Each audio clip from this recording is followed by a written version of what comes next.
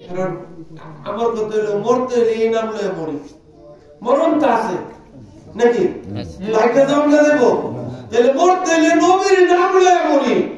রাজি সবাই? মরতে হইলে ওলি আউলিয়ার পায়ের কদমের ধুলি লয়ে মরি, অসুবিধা হইতো না। কারণ গাউসে পাক এমন একজন আল্লাহর ওলি। তখন তোদেরকে যে ঘটনাটা এটা হলো আসসালাতু আসসালামু আলাইকা ইয়া রাসূলুল্লাহ, এক পক্ষে হবে আরেক পক্ষে কঠোর ভাবে না, এমনকি ভাইয়ে বাইরে সাইডে দিব, এক ভাই আরেক বাইরে সাইডে দিতে রাজি, মোটামুটি লাঠি বেন্দার বা হয়ে গেছে। যাই হোক, জানি না যুদ্ধে কে জয় হয় কে পরাজয় হয়, আজকের পরিস্থিতি আমি জানি না, গতকালকে তমতমি পরিস্থিতি ছিল। সমস্যাটা কোথায়?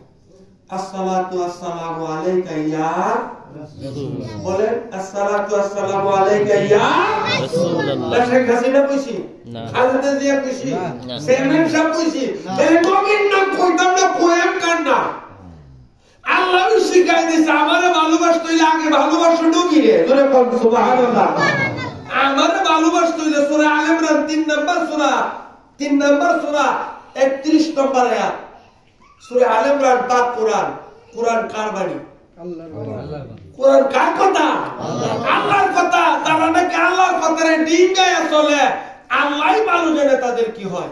আমার আল্লাহ কয় কুলিন কুনতুম তুহিব্বুনাল্লাহ ফাত্তাবিউনি ইউহিব্বুকুমুল্লাহ ওয়া ইয়াগফিরু লাকুম যুনুবাকুম ওয়াল্লাহু গাফুরুর রহিম। আল্লাহু আকবার বলেন।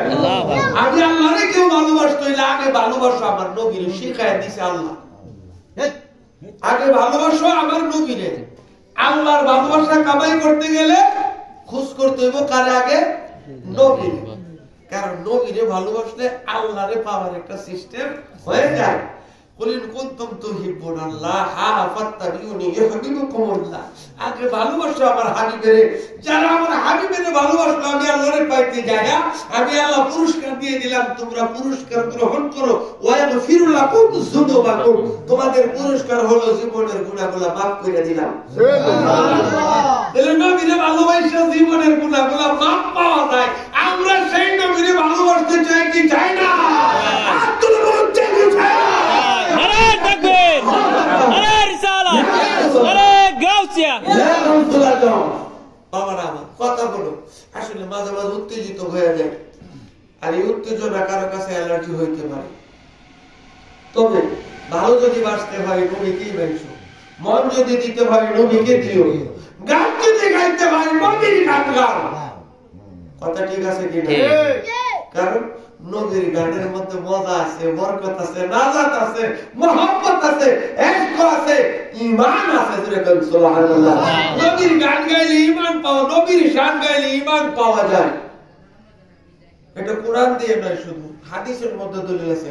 ওই নবীজির ভালোবাসা ঈমান, আমার নবীজির ভালোবাসা